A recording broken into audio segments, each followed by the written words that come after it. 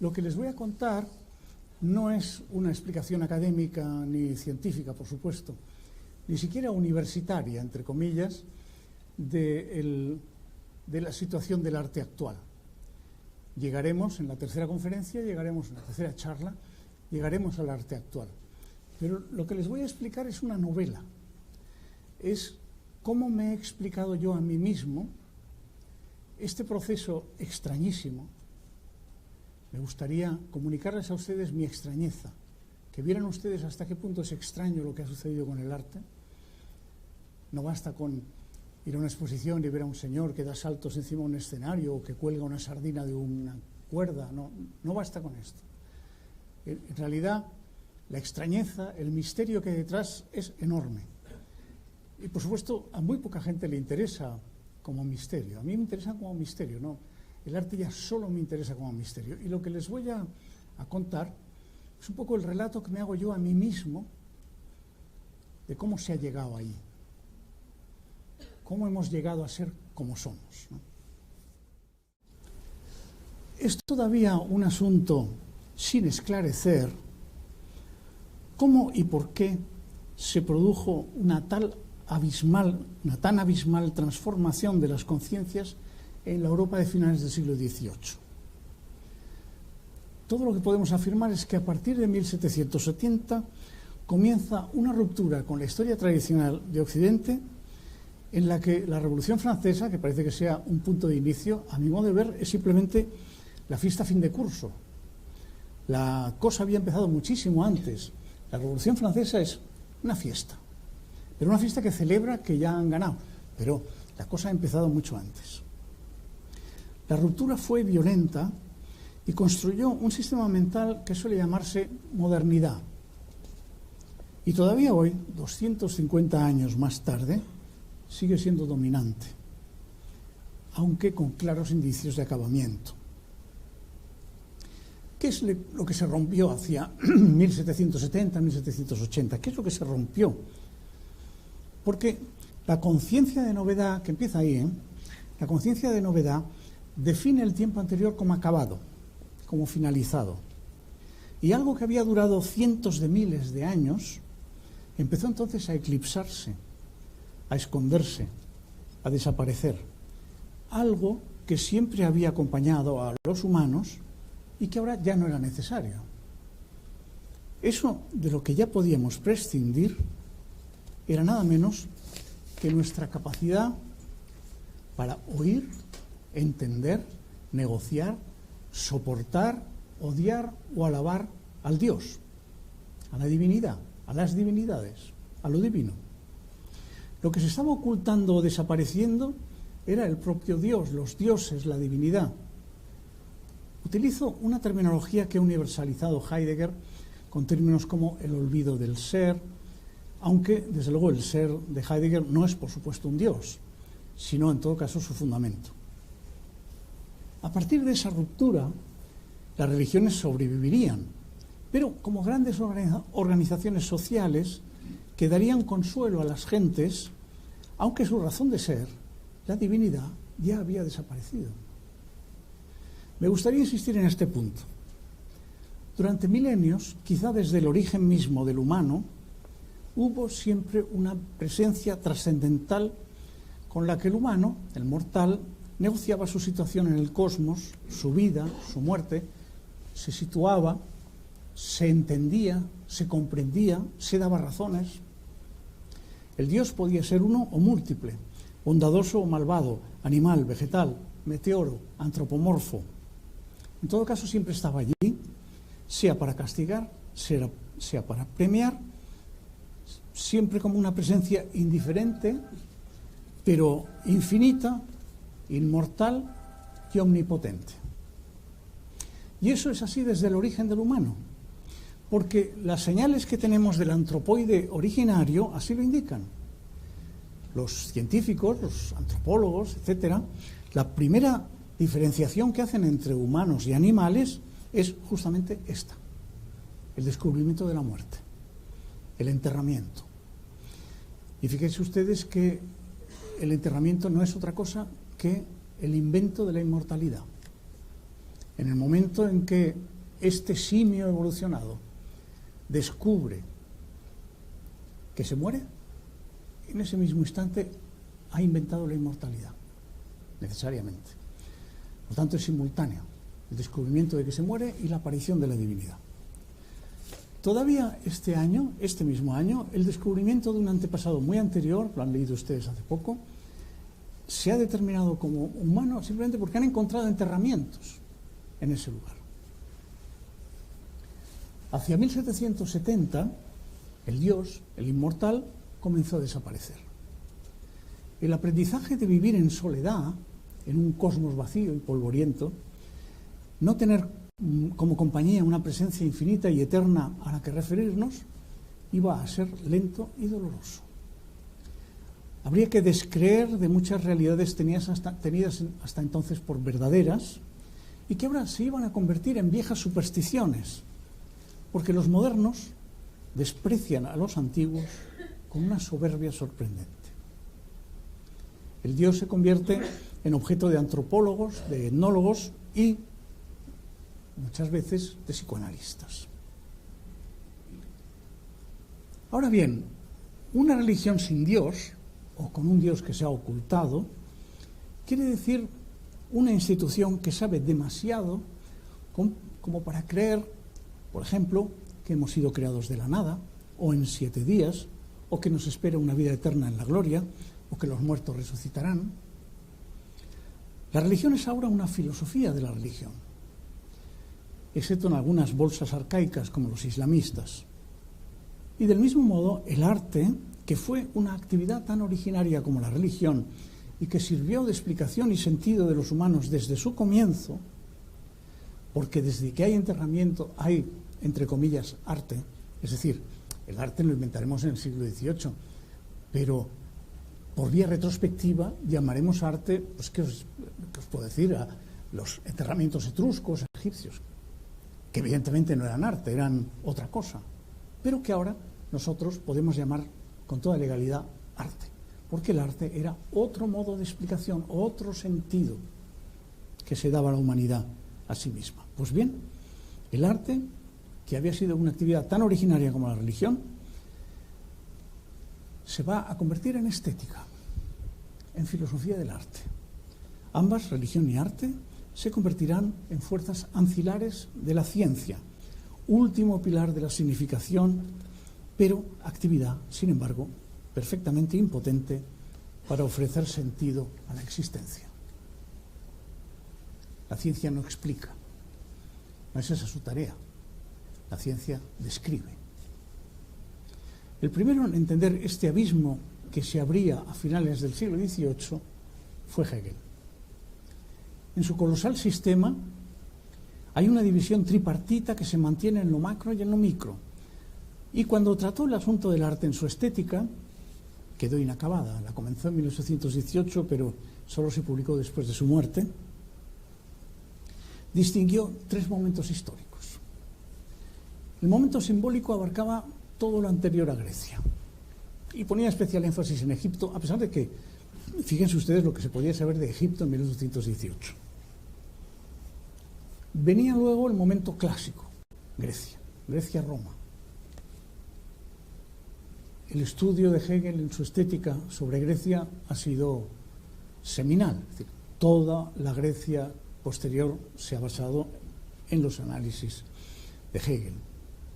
Y el tercer momento y último era el momento romántico, lo llamó así, momento romántico. 1800, las clases son del 18, pero él sigue redactando en el año 20, etcétera, hasta el 30. En aquellos años, el uso del término romántico era extravagante. Desde luego no tenía el sentido actual. Hegel era consciente de las novedades que había aportado un grupo, fundamentalmente Schlegel, Novalis, Schelling, Hölderlin, con algunos de los cuales había estudiado. Por ejemplo, Schelling y Hölderlin estuvieron juntos en lo que correspondería a los actuales institutos de enseñanza media, ¿no? Estuvieron estudiando juntos. Y a ellos se refiere con ese nombre, pero en un sentido terminal. En realidad lo que está diciendo Hegel es que ellos son los últimos románticos. porque de hecho el romanticismo hegeliano coincide con todo el arte cristiano. El arte romántico de Hegel coincide con el arte cristiano en general, es decir, todo lo que vino después de Grecia. Para entender adecuadamente la estética de Hegel, cada vez que aparece la palabra romántico hay que poner cristiano. Esta equiparación de lo cristiano y lo romántico responde a una razón profunda. Para Hegel, la religión cristiana se había acabado con la Reforma, las guerras de religión y la Reforma luterana. Después de Lutero y Calvino, con la libertad individual para la interpretación de los textos sagrados, para Hegel la religión había pasado a ser filosofía, había sido superada por la filosofía. De manera que este poscristianismo hegeliano, si podemos llamarlo así, era ya la filosofía de la religión. Eran Spinoza, Descartes, Leibniz, el racionalismo. Desaparecido el misterio, si la gente deja de creer que va a resucitar todo el mundo el día del fin del mundo, y se van a abrir las tumbas y van a salir, dense ustedes cuenta de que la religión deja de ser religión y pasa a ser una actividad intelectual. Desaparecido el misterio, descreídas las condiciones supremas de la fe, este va a ser el tema, por ejemplo, de Kierkegaard, el que va a obsesionarle. ¿Qué es una religión sin fe? Es el célebre libro sobre el sacrificio de Isaac, el paseo que hace Abraham con su hijo llevándole el brazo a matarlo porque Dios se lo ha mandado. Y Kierkegaard le da vueltas y vueltas a ese silencio de Abraham mientras suben al altar del sacrificio. Dice, ¿cómo se entiende este silencio? Ese silencio es la fe. Y si no existe esta fe, ¿de qué religión estamos hablando? Estamos hablando de la filosofía de la religión, o la religión como filosofía. No de otro modo, el arte, que había ocupado un lugar esencial en nuestra necesidad de dar explicación al mundo de las cosas y a nosotros mismos, había pasado a ser estética. También el arte se había convertido en filosofía del arte. Sloterdijk, el filósofo contemporáneo, cuenta algo muy chocante que ayuda a comprender qué es esto de la estética, qué es el paso a la estética. Él cuenta, no he podido comprobar que sea cierto, Sloterdijk nunca se sabe, pero es alemán y en Alemania estas bromas salen muy caras, de manera que debe ser verdad. Cuenta que Platón dio por terminado el lenguaje poético, el lenguaje sagrado, el lenguaje, por ejemplo, el último lenguaje sagrado es el de la tragedia, como lenguaje de la significación de los humanos, el año en que el gobierno de Atenas decidió representar de nuevo una tragedia que había salido muy bien. Claro, dense ustedes cuenta, Platón, que no era tonto, se da cuenta de que repetir la tragedia formaba parte de unas ceremonias religiosas, sagradas, en Atenas, por supuesto, y el lenguaje de la tragedia, el lenguaje poético, el lenguaje trágico, poético, era el lenguaje de la significación. ¿Quién soy yo? Me lo explica el lenguaje sagrado. ¿Qué hacemos aquí? Nos lo explica el lenguaje sagrado. En las tragedias, los coros nos dicen cuál es nuestra condición, etcétera, etcétera, ¿no? Pero él se dio cuenta de que si el gobierno podía volver a poner una tragedia, porque había quedado muy bien, es un poco, imagínense ustedes que de repente las iglesias, ven ustedes un anuncio que dice, el próximo domingo vamos a poner la misa de marzo, del 31 de marzo pasado, que nos quedó muy bonita. Ya no estamos en el terreno de lo sagrado. Se ha acabado el territorio sagrado y empieza el territorio estético. De manera que Platón se vio en la obligación de buscar un lenguaje verdadero, fundó la academia, claro está, y buscó eso que nosotros, el término que hemos adoptado es episteme, ¿no?, que es el lenguaje de la ciencia, llamémosla, un lenguaje basado en las matemáticas, en la lógica, para poder explicar la verdad y la significación. El viejo lenguaje sagrado se había terminado. El proceso que llamamos romanticismo es un intento serio y bien articulado de construir una religión sin Dios, una religión estética, con varios frentes. En la política, por ejemplo, con la religión revolucionaria, que de Robespierre a Stalin tratará de dar sentido a la vida de los humanos sometidos al trabajo y la explotación. Es ya una estetificación de la política, como dirá perfectamente Walter Benjamin, aun cuando a nosotros nos parezca que no, y la revolución rusa y las revoluciones y los revolucionarios, todo nos parezca muy serio, es ya una posición estética. Y los últimos tiempos nos dan buena prueba de ello. Sin embargo, la parte que a nosotros nos interesa, el arte, es, sin embargo, previa y anterior, por supuesto, a la revolución política y a la revolución industrial, que es la tercera revolución, la tercera pata, ¿no? Y merece, por lo tanto, un estudio propio, porque de esos orígenes irán solidificándose las instituciones que han llegado a nuestros días.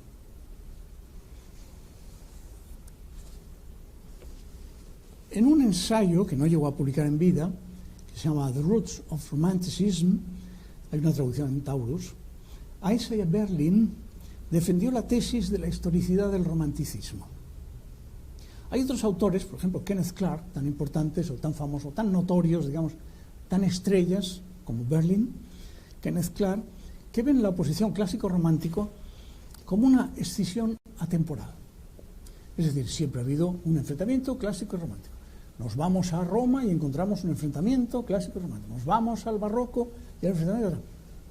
Yo no soy partidario de esa posición psicologicista. A mí me parece que eso resta poder teórico a las dos posiciones, al clasicismo y al romanticismo. Yo creo en la historicidad del romanticismo, de este romanticismo, en su historicidad, precisamente porque este romanticismo del que hablamos aparece, se engendra como un ataque frontal contra la Ilustración, es decir, contra la razón, es decir, contra la verdad. Y esa posición no la podemos trasladar a las otras épocas. Ha habido otras épocas en que podemos decir, bueno, pues este es más o menos clásico y este es más o menos romántico. Bueno, sí, podemos hacerlo, ¿no? En Roma hay poetas desmelenados y poetas muy contenidos, pues Horacio y alguien que ahora me puede decir, por ejemplo, Álvaro, que no se me ocurre quién, pero Virgilio, ¿verdad? Se puede hacer esa comparación. Pero en ningún momento la aparición de esa dicotomía aparecía como un ataque frontal contra la verdad, la sabiduría, la razón y la Ilustración. Eso es propio de este romanticismo, del nuestro. Volvemos una vez más, desde miles de años atrás, hay una creencia sostenida, no solo por Platón, sino ya antes, de que los humanos pueden alcanzar la verdad, que la verdad es objetiva, es demostrable, es universal, lo cual incluye también el primer cristianismo, evidentemente aplicado a Dios, pero Dios no es irracional, la creación es irracional para nosotros, pero no para ellos. Los ataques a la posibilidad de conocimiento del mundo y la alabanza del misterio comienzan en el romanticismo y con la deificación del humano, una antropoteología.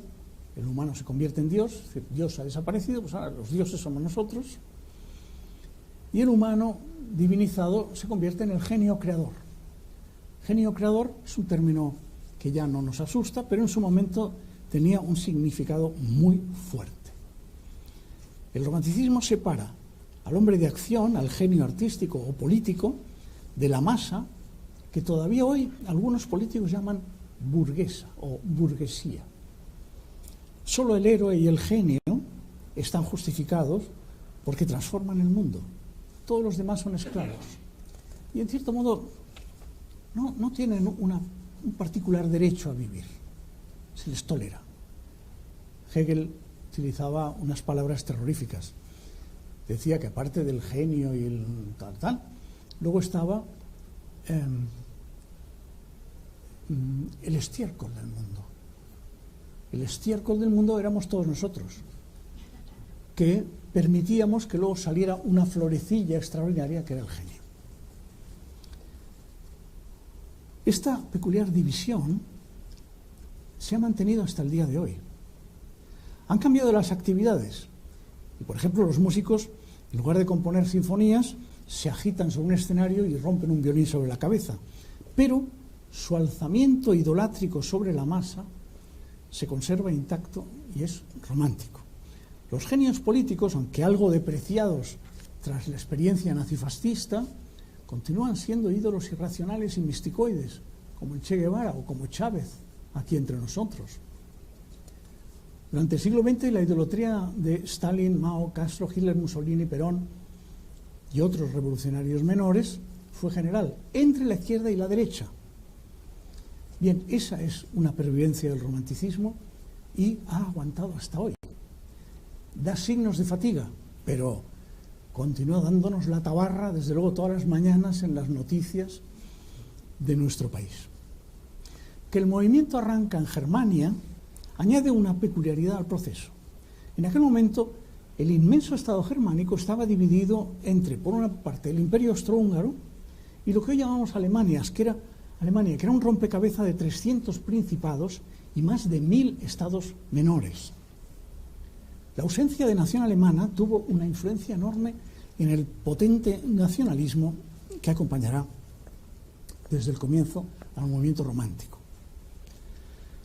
Berlín da una importancia grande a un hecho poco resaltado por otros tratadistas, y es que muchas de las personalidades del movimiento romántico nacieron en el seno de familias pietistas. El pietismo fue una corriente extrema que dentro de las iglesias reformadas puso mayor énfasis en la relación individual del creyente con Dios.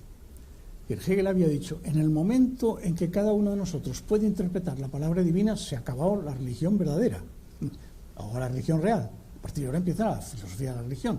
Entonces, leyendo los textos sagrados, aparecerán los Espinosas o el predicador del lejano oeste que han visto ustedes en las películas, que va con la Biblia diciéndole a la gente lo que tiene que hacer, interpretándolo desde su punto de vista.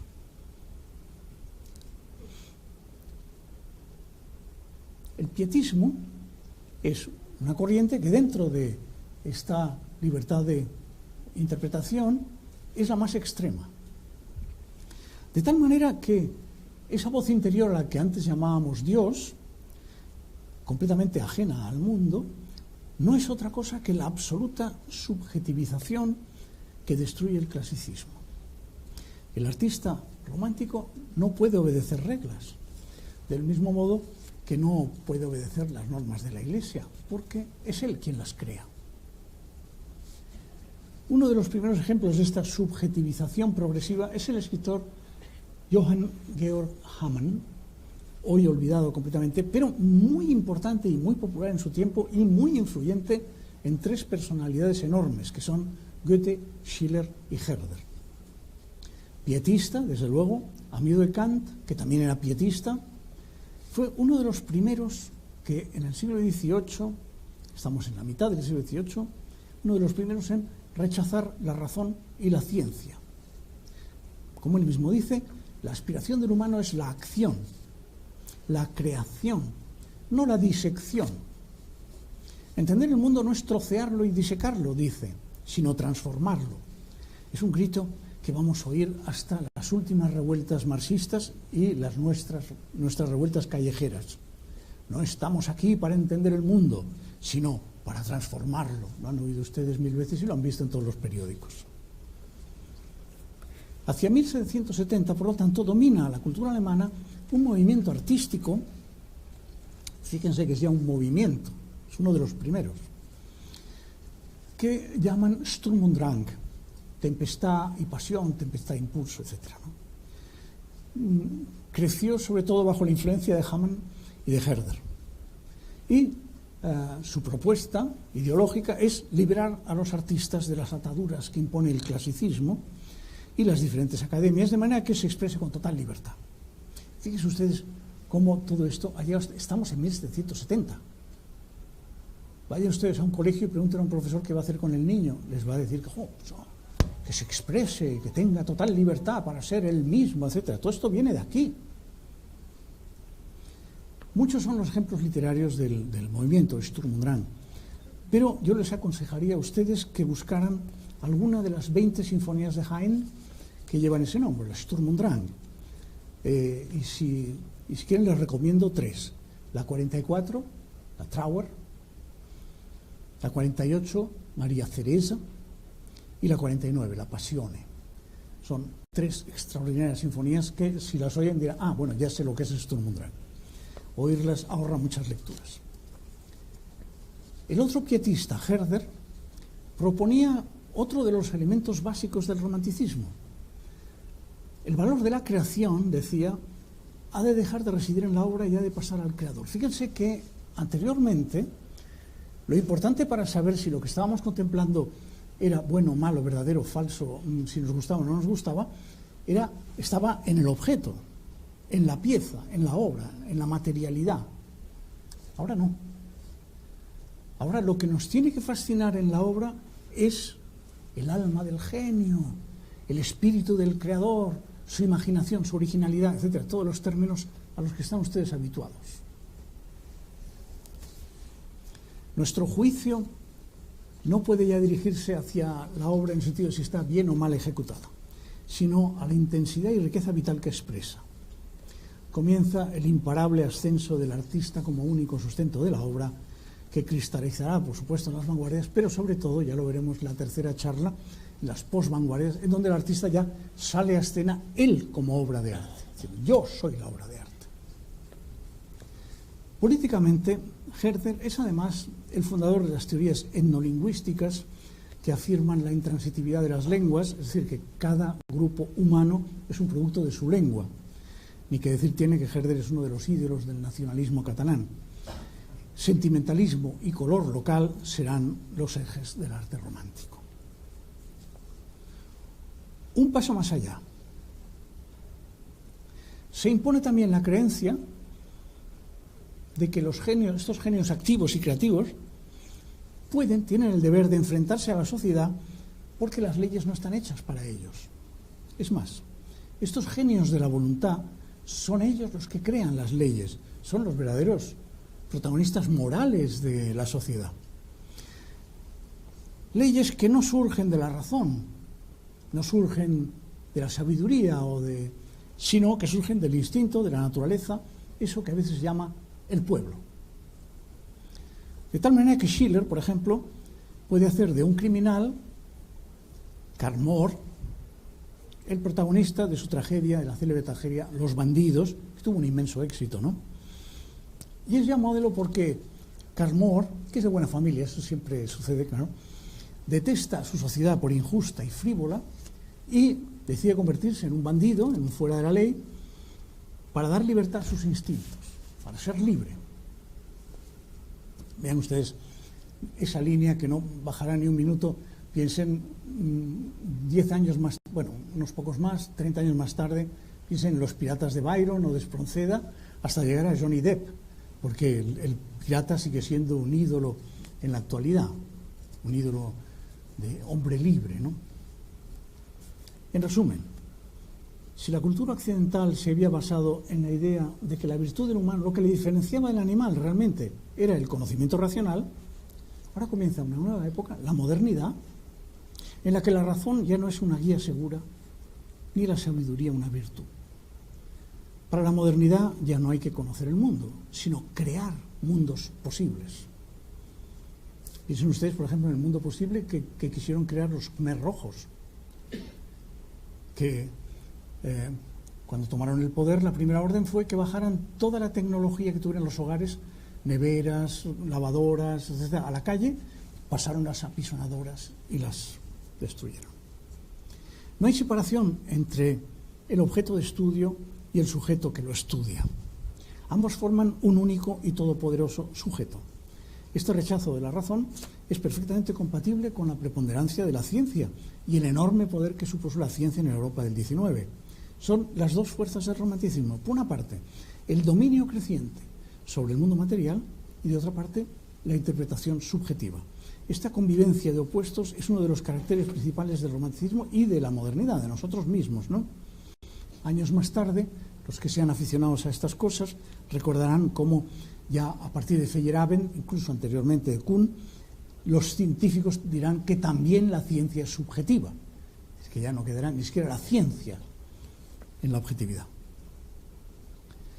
Aunque la fuerza más universal y valiosa del romanticismo es la literatura, es decir, los hermanos Schlegel, Novalis, Büchner, Hölderlin, Hoffmann, Lenz, etc., y la música es la gran aportación. En pintura hay también una revolución que es mucho menos conocida, y por eso vamos a dedicar lo que nos queda de charla a un ejemplo de artista romántico germánico, un fundador,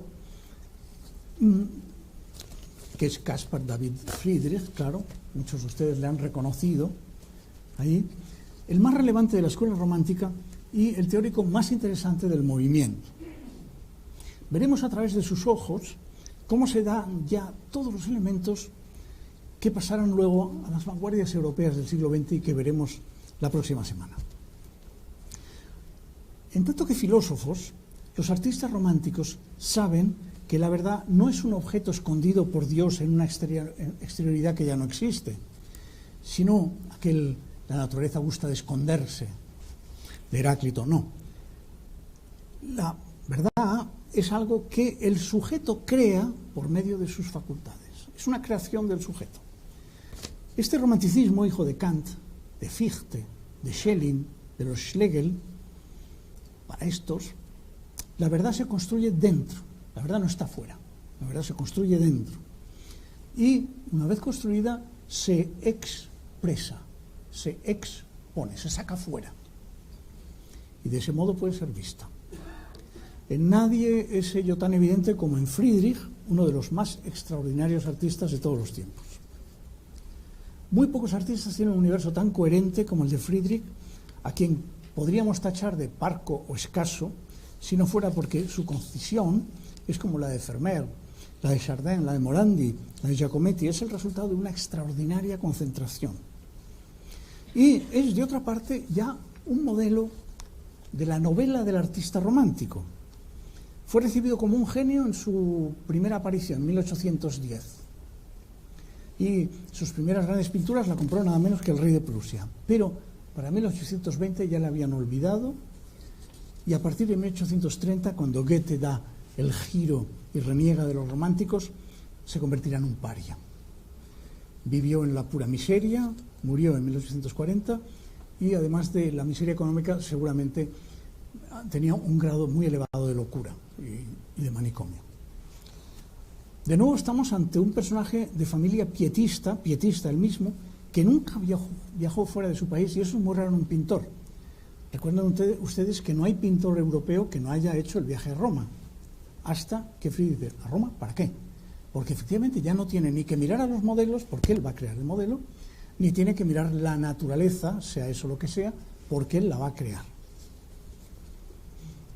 Creció lentamente. Sus primeros óleos los presentó cuando tenía ya 33 años, toda su obra anterior son dibujos o aguadas, pero lo escaso de su universo es engañoso. La austeridad de su estudio, de una pobreza radical, este es un retrato de Kerstin, del estudio de Friedrich, con Friedrich pintando. Y ya ven ustedes, si lo comparan con otros estudios otras pinturas de estudios, los estudios suelen estar absolutamente cargados de cosas que emplean los pintores, cascos, jarrones, telas, maniquíes, etc. Fíjense ustedes en este estudio. Evidentemente no necesita nada, es pura subjetividad, se lo va a sacar todo de dentro. Y ahora yo tendría que pasar así, ya sé cómo se hace, ya sé.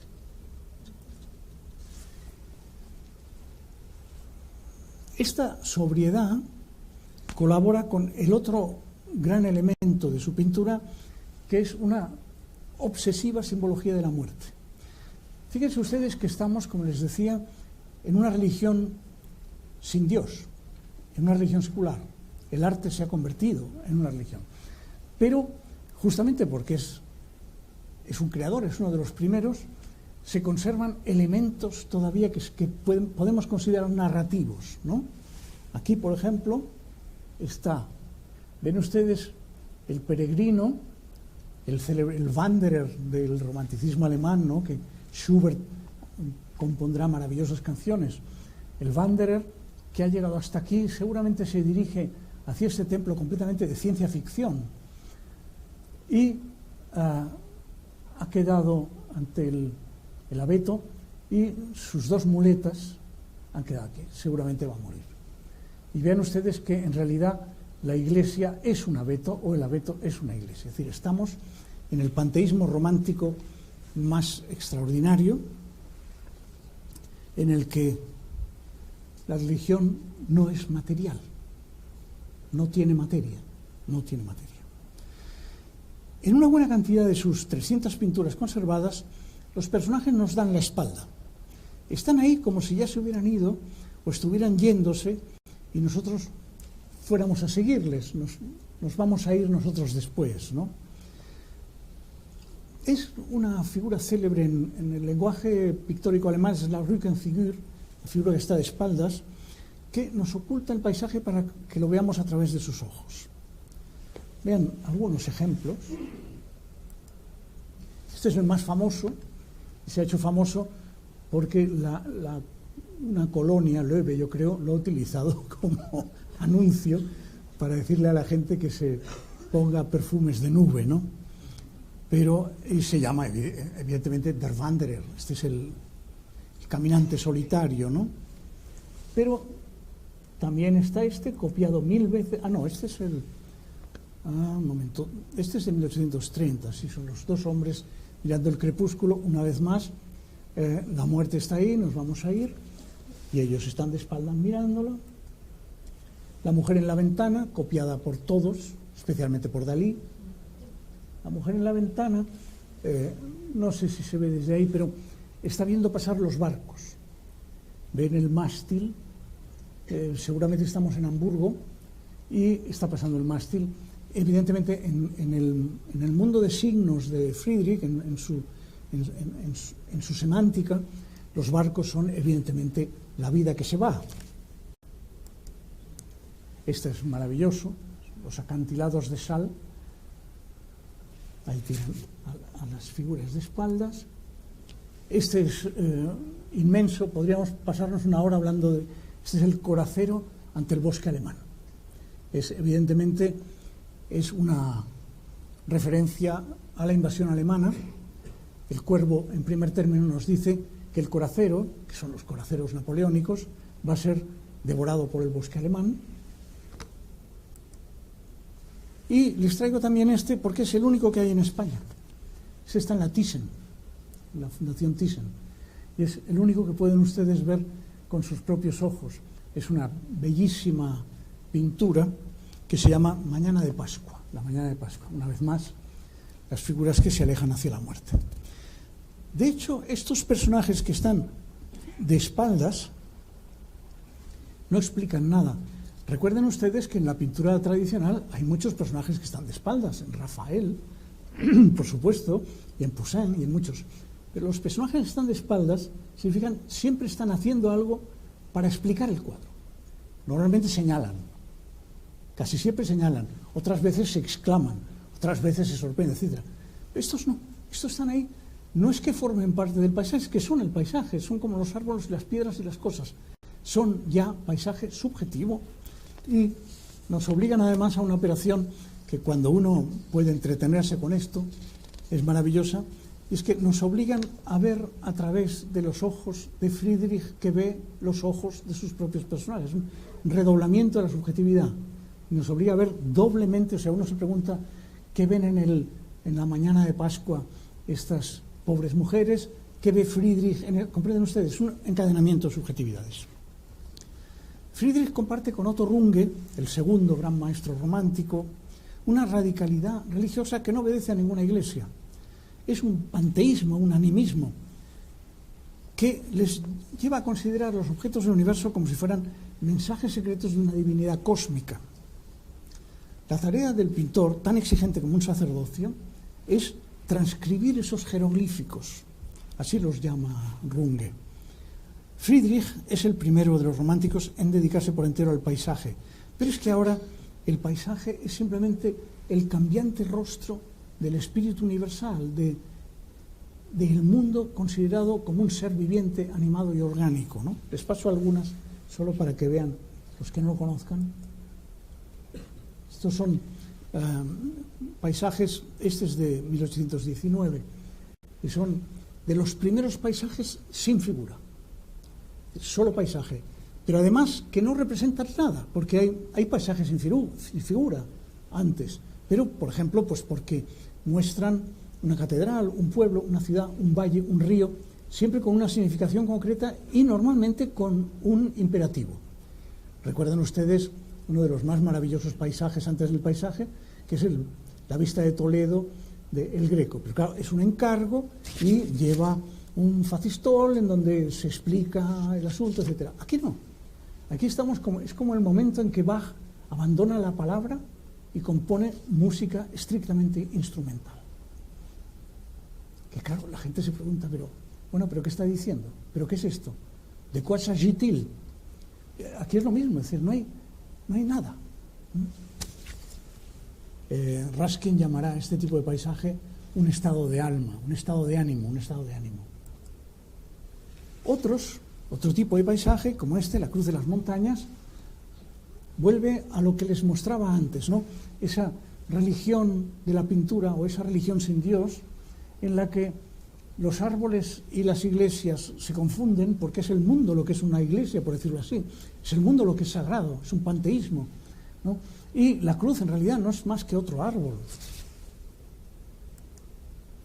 O este, bastante famoso, con razón, estupendo por lo abstracto que es, ¿no? Es un paisaje de hielos, simplemente, ¿no? Mar de Hielo se llama, de 1824.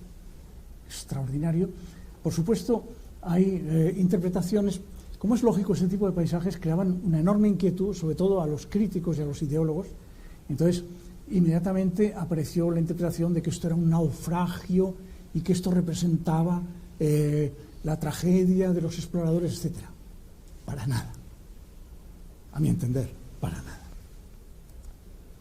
O esta maravillosa pradera de Dresde de los últimos años, del año 32, donde ya la curvatura óptica no puede ser más subjetiva, es decir, que tiene la gracia. Fíjense ustedes que en estas mismas fechas y muy poco después, los impresionistas van a volver a poner las cosas en su sitio. Y aparecerán unos arbolicos, unas vacas y unas señoras y tal, perfectamente reconocibles y perfectamente explicables. No en Friedrich. Esto no hay quien lo explique. Bueno, sí, podemos pasarnos años hablando de esto porque efectivamente es un poema, es una poesía, es lenguaje sagrado. El nuevo lenguaje sagrado, el lenguaje estético que explica el mundo desde la pintura. Su modo de trabajar es analógico a su modo de pensar. Runge lo dejó por escrito.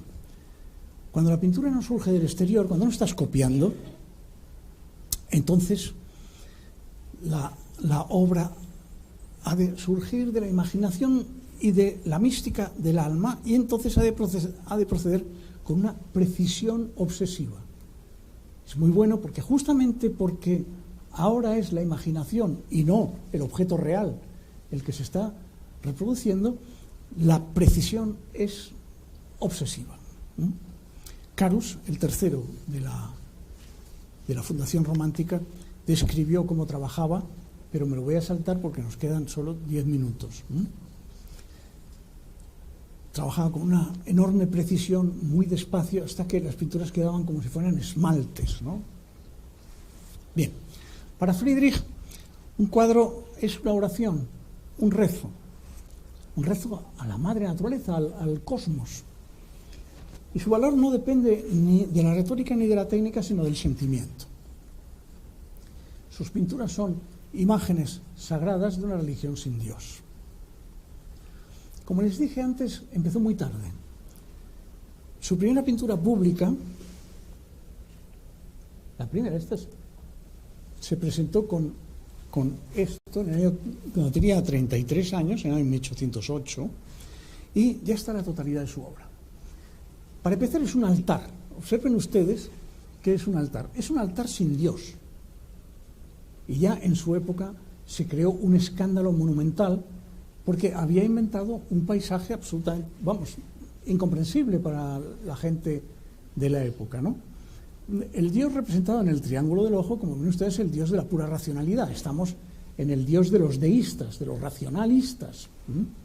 Y lo que es un altar, por cierto, es un altar, ahí no se ve, pero delante hay un sitio para arrodillarse y rezar. Y ante lo que se arrodilla el creyente es los abetos, el mundo, la naturaleza, el mundo sagrado, el cosmos, y el Cristo, como ven ustedes, está de espaldas, porque ya no es necesario. Bien, ya pueden imaginarse el escándalo que se organizó, y ya el escándalo va a ir unido a la figura del artista moderno, de la modernidad, siempre como algo imprescindible. Si no hay escándalo, ese arte es dudoso. Vean ustedes ahí, parece otro de los elementos que van a cuajar en la modernidad hasta el día de hoy. El mismo año, 1808, presentó otro paisaje que es una de las piezas más extraordinarias de la historia de la pintura. Se llama Monje junto al mar. Casi, yo creo que no merece comentario. Estamos en 1808. Los que de aquí sean aficionados a la pintura se dan cuenta de que la burguesía de la época que vio esto, o la nobleza de la época que vio esto, se quedó absolutamente iluminada, ¿no? Espantada. Hay un monje allí perfectamente, claro, lo ha tenido que poner, ¿no? Tenía que poner el monjecito este en 1806, luego más tarde ya no lo pondrá, porque lo que le interesan son ya las masas que van a llevar directamente a la modernidad que llamamos vanguardias. Un célebre crítico, uno de los mejores, Robert Rosenblum, decía de esta pintura que es un antecedente de Rothko. Bueno, es una opinión que me gusta mucho y me complace, es una exageración, obviamente, y Rosenblum la utiliza pro domo sua, para defender a Rothko, para que Rothko tenga un antecedente. Ya veremos cuando la próxima semana veamos el arte llamado de vanguardia, ya veremos que el fundamento de unos y otros, siendo el mismo, la variación es enorme. Entonces, hay aquí, en verdad, una adivinación de lo que van a ser las vanguardias, es decir, el fundamento estrictamente formal de las vanguardias. Me cuesta creerlo. Yo creo que Friedrich era mucho más espontáneo y natural que eso, ¿no? En cualquier caso, como les decía, a partir de 1820 se hunde en la miseria, nadie le hace caso, le abandonan, ahora verán por qué, y progresivamente se vuelve loco. ¿Por qué le abandonan? Porque el romanticismo estaba en su segunda generación. La segunda generación romántica regresa a la figuración, regresa a la anécdota y regresa a lo que le gustaba a la burguesía triunfante. Ya hacia estas fechas, la burguesía está creando las grandes naciones-estado de Europa. Y por lo tanto, recuerda mucho lo que pasó con las primeras vanguardias en la época de Lenin y Trotsky y la pintura stalinista de un tractorista muy majo, muy bien pintado, etcétera, y esas cosas, ¿no? Porque lo que vienen son los nazarenos. Los nazarenos, este es Oberberg, no, este es Cornelius, las vírgenes sabias y necias. Los nazarenos van a cubrir todas las cancillerías, los edificios oficiales, etcétera, de Alemania, la van a cubrir con ese tipo de pintura. Ven ustedes ahí también ese reflejo que en Inglaterra serán los Pre-Raphaelite y en buena medida en Francia parte del simbolismo, es decir, la parte perversa del romanticismo. El romanticismo tiene estas dos facetas. Tiene una faceta Friedrich, creativa y, a mi entender, satánica pero progresiva, y la faceta perversa, la faceta corrupta. Este es el romanticismo corrupto, ¿no?